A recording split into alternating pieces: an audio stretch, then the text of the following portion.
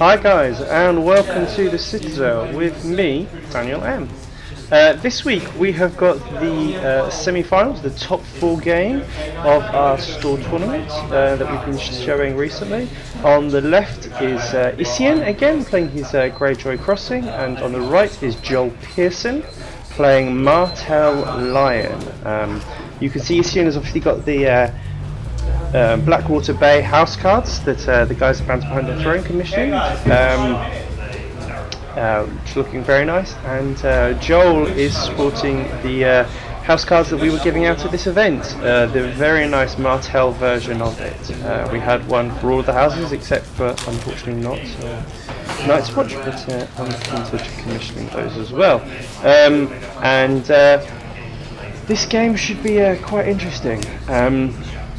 Obviously Martel do struggle to close out the game. They do get he's playing an older version of this Martel Lion deck. He might have Jamie, so that gives him a bit of renown. However, if he's playing a more up-to-date version, he's probably playing two Ilan Payne, and Ilan Payne is going to really help him in this matchup. Is going to really slow down Isian's crossing, because he's going to be able to kill off some of those chuds, things like the Priest of the Drowned God, that allow him to get off the extra challenges he needs to trigger his crossing. So this will be an interesting matchup. Whether Isian can get a setup like we saw in the last round we saw him in, where he just got everything out on turn 1 and then just rushed to the finish line. Or if Joel can scupper his plans by applying the pressure that this deck is so good at. It doesn't have a lot of big military characters, but through Tyr, Tears, Ilan Payne, it applies a lot of pressure to your board state through methods other than the military challenge. Joel throwing down a 2-card setup there. He's either very happy with it or very unhappy with it. Well, enjoy He gets 3 cards by the looks of it. Oh, so he's got a single character, but he has got a King's Road. That's only 5 gold spent, so that's can't be too happy with that. Only 2 cards, only 5 gold. But yes, he does have some economy. Isian getting a 4-card setup, getting the. Oh, good lord. Struggling to see if that's a Great Kraken or a Raiding Longship. It looks like a Raiding Longship to me. Getting some Drowned Men and getting Master Windermere. So getting a very nice setup again. His deck, his Greyjoy Crossing deck does set up very nicely.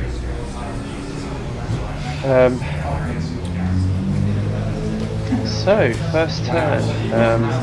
Isian has absolutely got board dominance. Got some long-term economy. Got more characters. Got an extra location. Has spent more money. Has drawn up 4 extra cards to Joel's 2. So he's absolutely in a controlling position from setup. And Joel just debating what plot he's going to play. Yeah. Isian marching to the wall, expectedly, because what that's going to do is going to get rid of Joel's only character, and now he's going to struggle to marshal enough to deal with the onslaught from Isian, I think. Obviously he's got that King's Road that's going to help him, and he's opened with a long plan, so his thinking is that he may not be able to stem the tide this turn, but if he can just get a couple of bits on the board, just build himself up ready for next turn, and he'll have hopefully got to have a lot of gold from the long plan. As a crossing deck, it's kind of painful to see the long plan. You want to win all 3 challenges, at least you want to do all 3 challenges with the chance of then potentially winning them, and that's really going to play into that long plan idea. It's going to be, I think at the minute it's looking board state wise that it's going to be a case of, can Isian rush to the finish line fast enough so that by the time Joel's recovered, he's already won.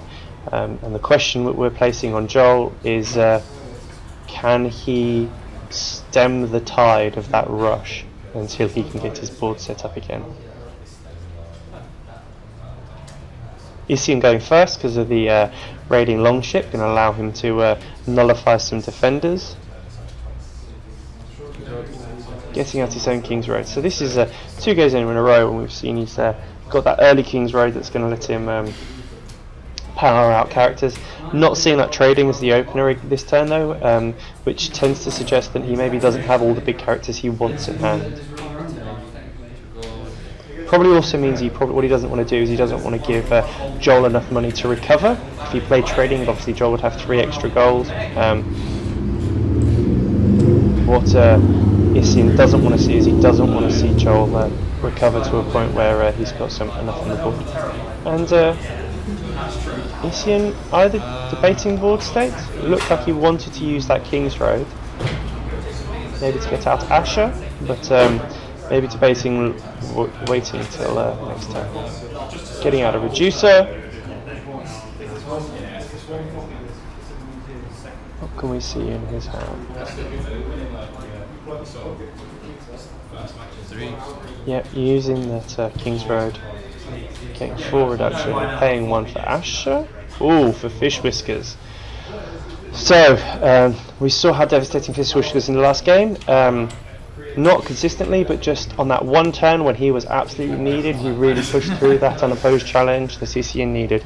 And I think that's in the current meta until we get Kings of Winter, that is going to be his best use. It's just puts pressure on those key challenges, on those key turns when you play something like the Long Winter.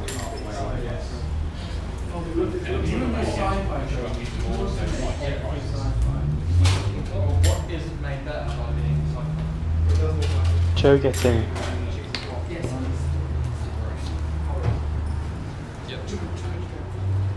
4 gold, playing out a Rose Road, having used the King's Road straight away so that he couldn't be knelt out by the Lord's Board Shipwright. Getting out a Palace Spearman, which with him going second, obviously got all 3 icons there. He needs to get out something else though. Needs to get out something Chud-like, needs to get a few more characters onto the board so that he can have the board presence to be able to recover next turn. He's obviously debating that if he holds on to gold, he's going to be able to get more out next turn. However, he needs to get more on the board because he is going to lose a military challenge with that raiding longship there. Ooh. Obviously having to preemptively using that King's Road, so having to get the Palace Spearman out, but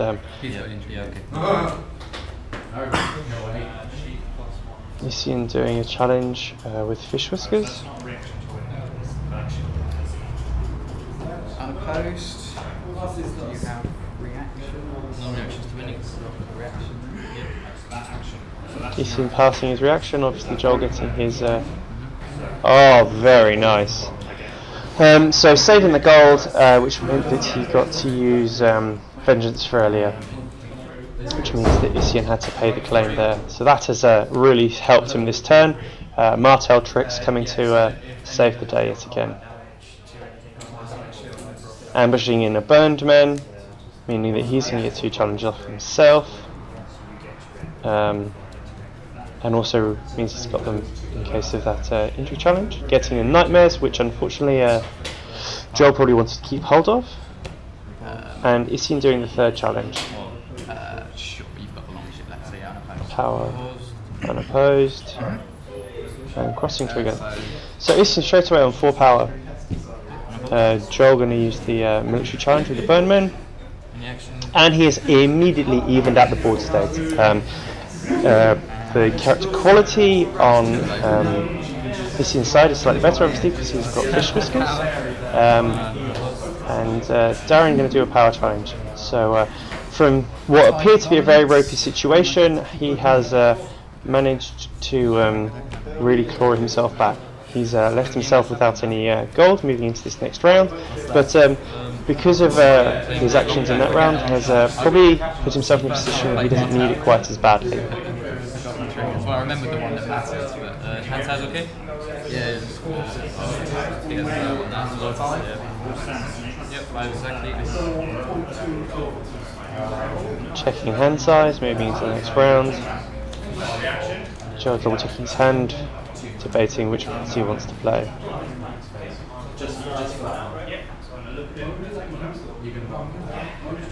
So they're on equal power now.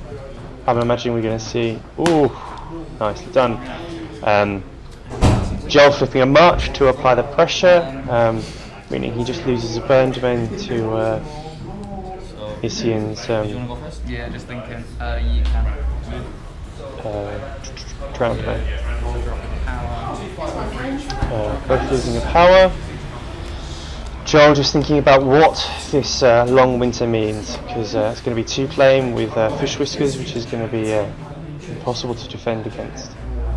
So he's going to need some answer for that. If he's got another Vengeance for earlier in his hand, he has potentially won this game. Isian's board being reduced quite significantly after that turn with the Vengeance, military claim and the March to the Wall, but getting some chuds out again so that he can potentially get off his 3 challenges. Joel holding on to a lot of gold, so Isian has to think here that there is a potential for red Vengeance. Sorry, Vengeance Rally. Going by the card's old name. So, Joel debating what to do here. Obviously with a 2 claim intrigue challenge, there's a risk here of him, if he does have a Vengeance Failure in his hand, the chance of him risking it or any of the tricks that he's got in his hand. I think that's why he's debating so much about whether he defends this or not.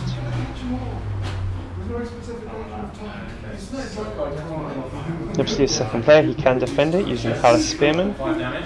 He's got a card there that he's fondling quite deliberately, so there's obviously something of quite a high importance there for him. It's a Nightmares. Nightmares on the long ship. So he's Nightmaresing the long ship, and he's defending it with the Palace Spearman. So recognising that even if defended with the Palace Spearman, it would be his strength wouldn't count towards the challenge. Isian pushing that military challenge with Fish Whiskers, and Darren having that Vengeance. So sorry, Darren.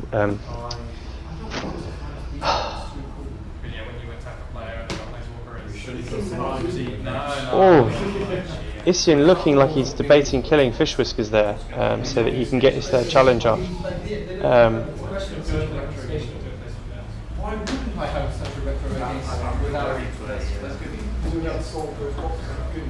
Joel, sorry, and he's claimed Fish Whiskers. He doesn't maybe he doesn't have any more Winter Plots in his deck, but still losing that Fish Whiskers is going to be painful because Joel is definitely going to have some. Joel going to let the 2 power, the 2 claim power challenge go unopposed. Unfortunately, didn't lose the 2 gold there. Getting unopposed military, wiping his board, getting unopposed power. So there was a bit of a misplay there. Joel not losing enough power off his house card for that 2 claim plot. And winning dominance because he's still got a gold left. So seeing those 2 Vengeance there, absolutely turn the tide of the game. Having the 1 to save him and 1 to turn the tide. Seeing Joel having left as much gold as he did, kind of had to be slightly suspicious that was going to happen. Joel making an absolutely baller call, knowing that Isian had to get out a lot of characters this turn to turn the tide of the game, and playing naval, and that has absolutely swung the tempo of this game. Amazing play there, played it perfectly and called it absolutely correctly. Him getting out a significant amount of gold, getting out ill and pain, which means that even next round Isian's not going to be able to play out the chud that he wants to save himself. Joel going to just absolutely rush through the challenges there, get a military unopposed, get intrigue unopposed, and get power unopposed. which means he gets unopposed power and power claim, and he wins dominance. So immediately 10 power. Absolutely put this Greyjoy deck in its place. And the absolutely brutal call of playing the first Snow of Winter here, just continuing to apply that pressure, meaning that there is nothing Isian can do this turn. He might be able to get out a big character, because obviously he's going to have 2 gold from those 2 locations, 4 more from Joel's. So he's going to have 9 gold. So he can obviously get out Balon, but any chud he puts out is going to be at risk.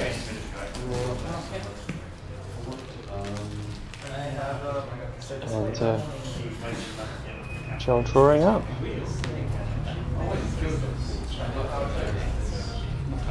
Looks like Isian is going first here.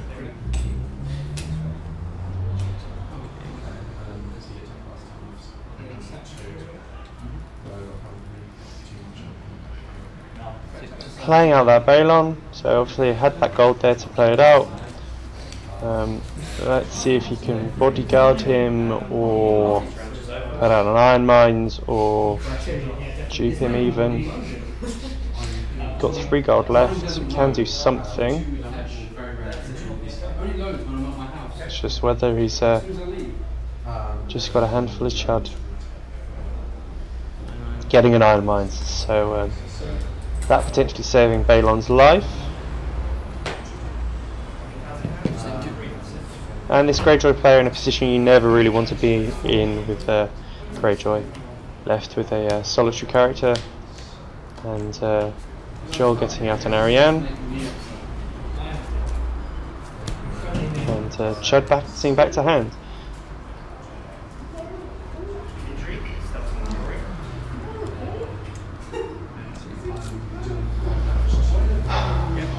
Winning a challenge with Balon isn't going to do a huge amount for him. Isian, I think, unfortunately in a very awkward situation here.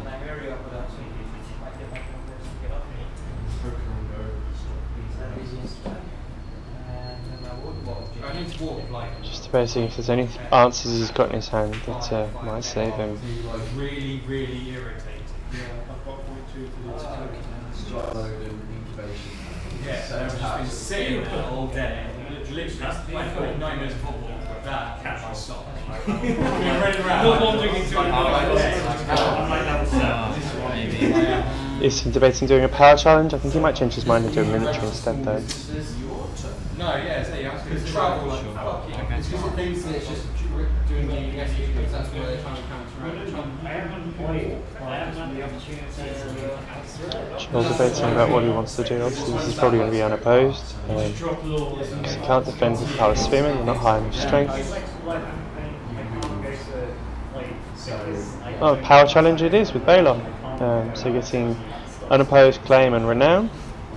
Joel back down to 9 power. Isian managed to get up to 7. I made them. Yeah.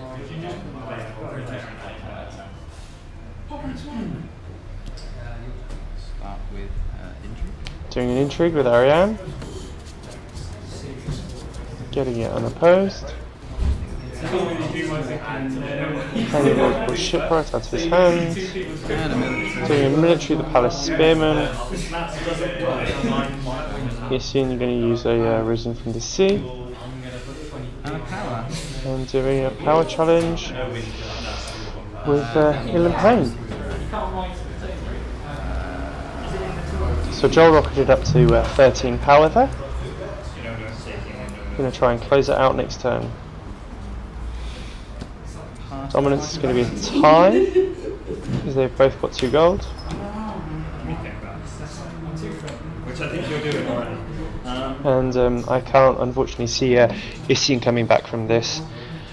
Joel has just had all the right answers at the right point in time. That second Vengeance Relia absolutely just decimated his board. Playing Confiscation. Irrelevant anyway. Who's first? And weapons at the door. means that Isian's going to win initiative, but only going to give him 5 gold. May struggle there to get enough out to save himself.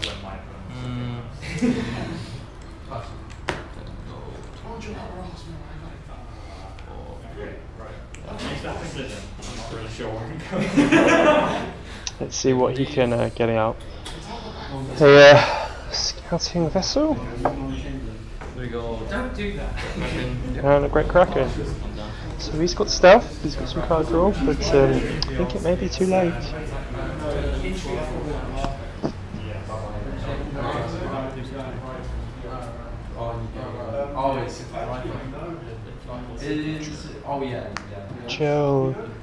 Joel debating using some of his reducing locations.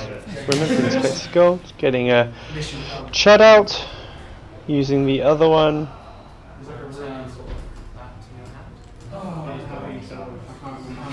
I've been away. I don't know, I might be Mountain Keynes, I'm not sure. What's he going to do? Day 1, House Day Night, hold on to the rest.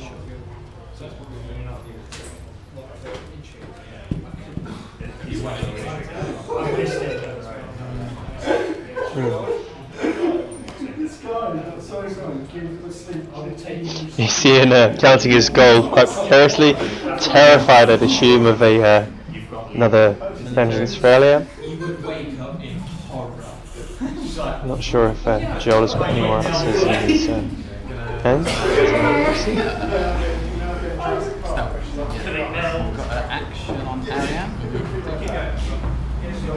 Using the very weird Ariane ruling to trigger her action to put a copy of her back into play, because as it hits the table it becomes a duplicate rather than a character. You've no longer put the character into play, so she doesn't bounce back to hand.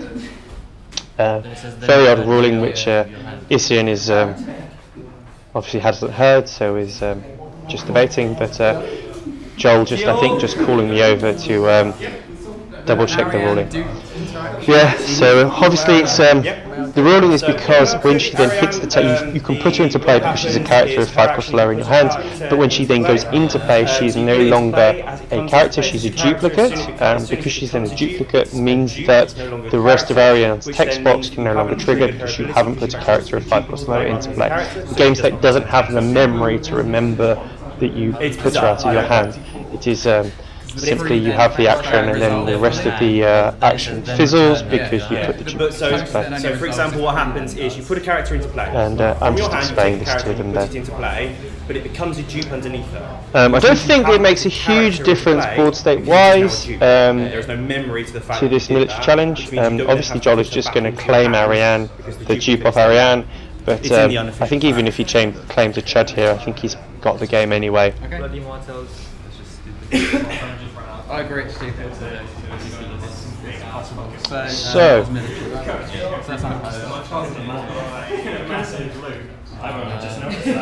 Isian getting the unopposed. Trying to fight puts the sword. Boosting his strength obviously because it's his first challenge, so not strong enough. He's going to put Ill and Pain to the sword. Getting the unopposed, getting the renown. Yep.